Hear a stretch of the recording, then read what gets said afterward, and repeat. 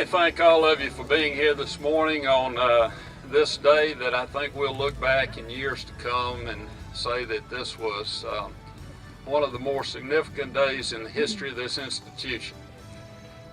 Certainly the gift that Ms. Brownstone, Holden Brownstone, left to the college is most significant. We've talked about that for a long time, and we're so very proud of that gift and what it's going to mean not only to the college but to the community and to the broad region of South Mississippi as well. This facility is going to be such an asset to this college, to this community, and to the students who attend school here. The mission for this will be threefold. First of all, it'll be a first-class performance venue for all of our college's performing groups. It'll provide opportunities for us to host regional band, choir, theater festivals, competitions, and all types of other events to bring students to our campus, which will help us in recruiting efforts, not only for our fine arts programs, but for general students as well. And then thirdly, we can partner with local arts organizations, state organizations, regional and national, to bring quality arts programming to our community for our citizens. And I think that we're all looking forward to the day when we can cut that ribbon and enjoy that first gala event.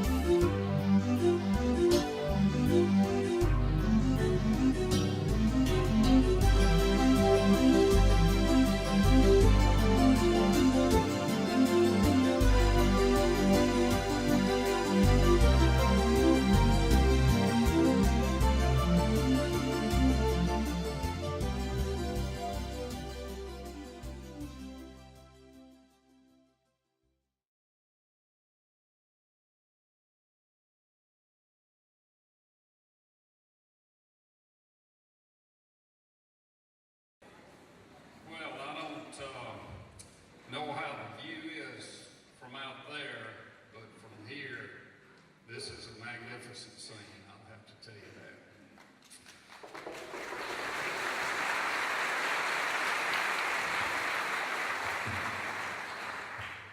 Good evening, ladies and gentlemen, and welcome to this very special and historical event for Pearl River Community College.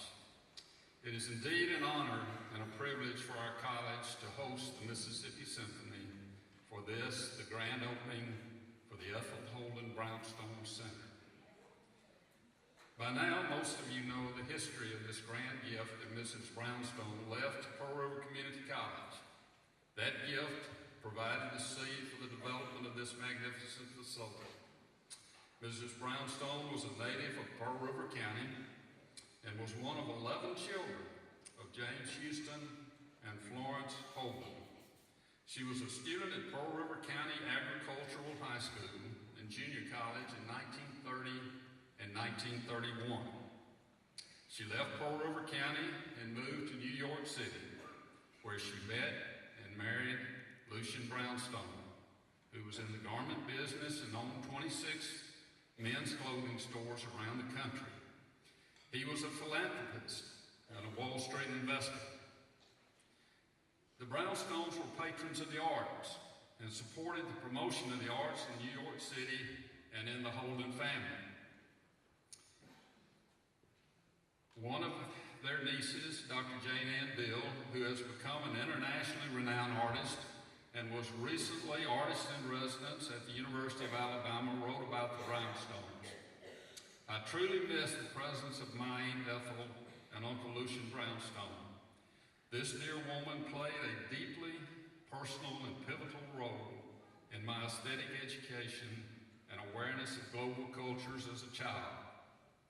The love of art and education was held in high regard within the Holden family.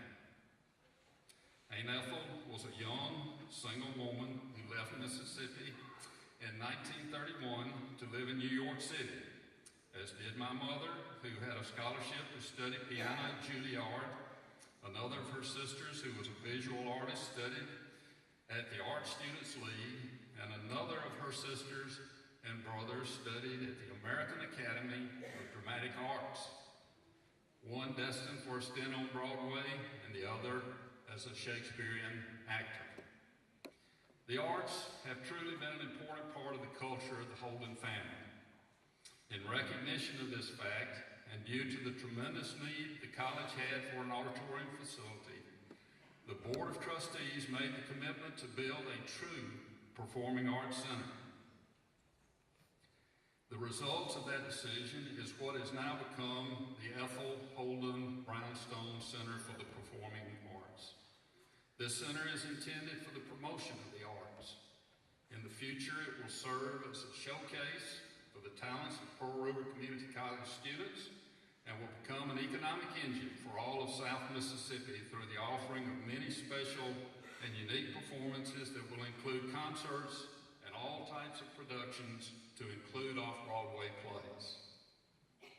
We have many members of the Holden family with us tonight, and at this time I would like to ask them to stand and be recognized. And I would like to ask our audience to please join with me in expressing our appreciation to the Holden family on this special occasion. If you would stand, please.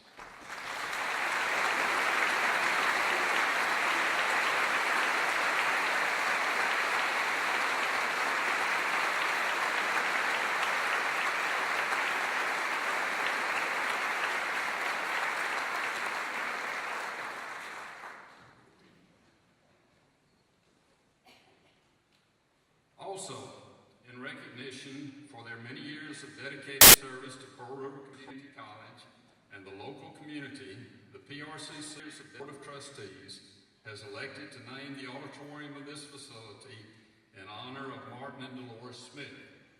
Mrs. Smith was a member of the college's business faculty for 42 years.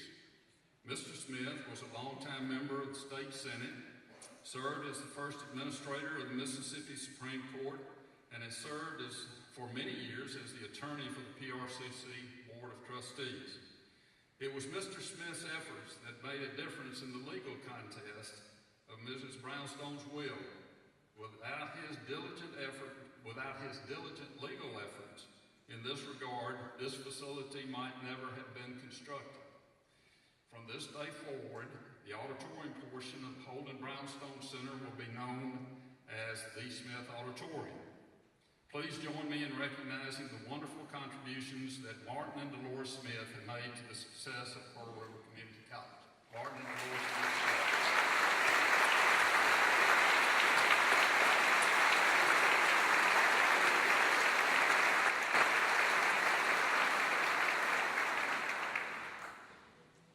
We have many special guests with us tonight for this celebration. We want to recognize these guests at this time. I will ask them to stand and remain standing, and I'll ask you to please hold your applause until the conclusion of the recognitions. First of all, the members of the PRCC Board of Trustees. If you'd stand, please, if you're a member of the Board of Trustees, and remain standing, please. Members of the PRCC Development Foundation. Now, we've got several of those folks here tonight. Southern District Commissioner Tom King is with us tonight, as is Senator John Pope, Senator Tony Smith, and Forest County Supervisor Charles Marshall. Let's give these folks a round of applause.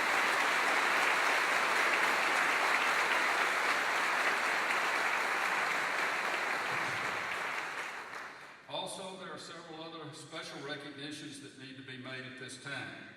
Many thanks to our sponsors for the arts events scheduled for this year in the Brownstone Center. Again, if you will hold your applause until all have been recognized. Hattiesburg Coca-Cola, Mr. Russ Henley is with us. Griffin Architecture, Lewis Griffin. Bank Plus, Mr. Steve Lawler. Martin and Dolores Smith. Hancock Bank is represented by Bonnie Hodge. And Max Construction Company, represented by Mr. James McMahon. Thanks also to Valley Food Services for providing the meal, the dinner meal tonight for the orchestra. But let's give these sponsors a round of applause.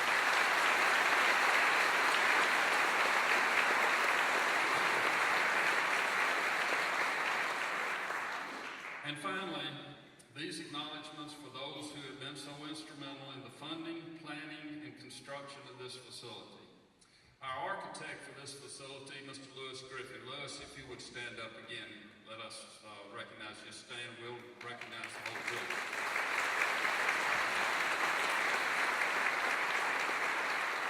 I told Lewis that when we started this facility, it would become a signature facility for this campus, and Lewis took me to heart. She did a great job, really did.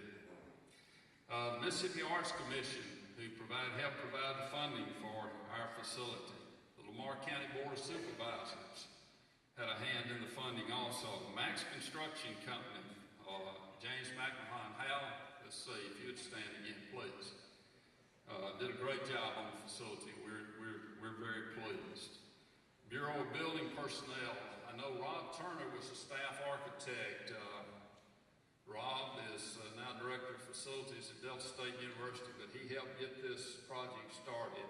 Rob was to be here tonight. I don't know if he's with us or not, but also Margaret Perry with the Bureau of Building. And PRCC personnel, Craig Tynes and Archie Rawls. These two gentlemen have put an immense number of hours and creativity into this building. We want to recognize them at this time. So let's give these folks a...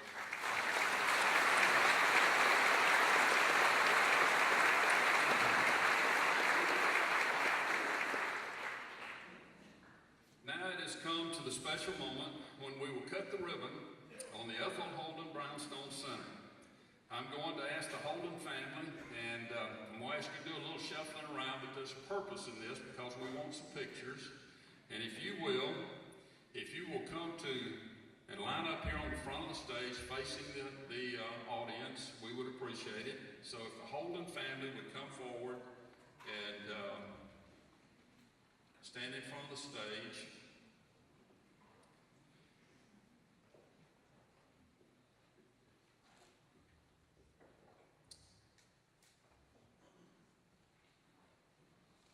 appreciate all of you being here tonight.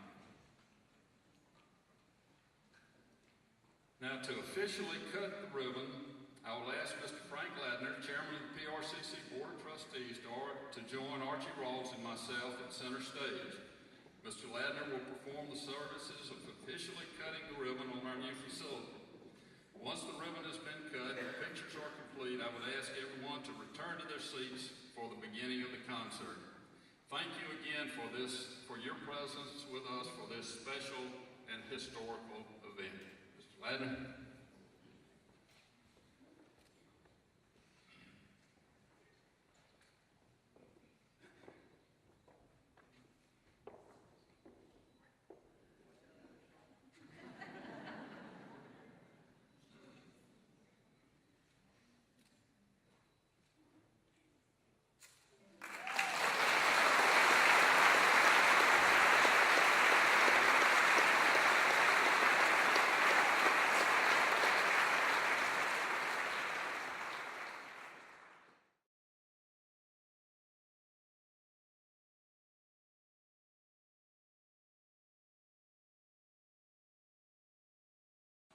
Let us try to give you a little bit of perspective of how important this room is.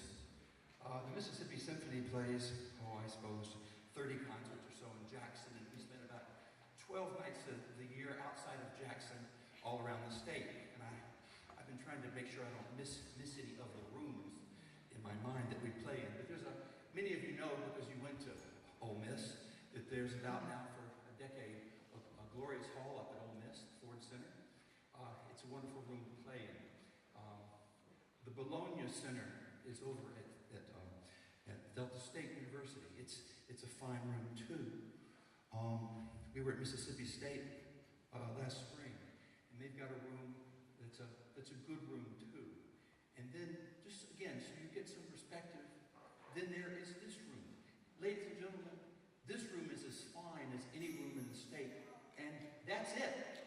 Those are the four spaces.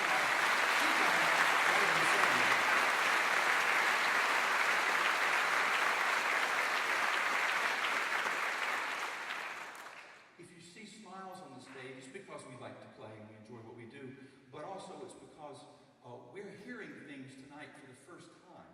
We played this concert on Thursday night outside, and we played it in our rehearsal room last Tuesday night at our rehearsal. And we're, frankly, for the first time since we were at Mississippi State last, I suppose it was early April, we're hearing ourselves really in a way that we've not. This is a great acoustic. Congratulations on this space, and we want to be back here as often as we possibly can to share it with you.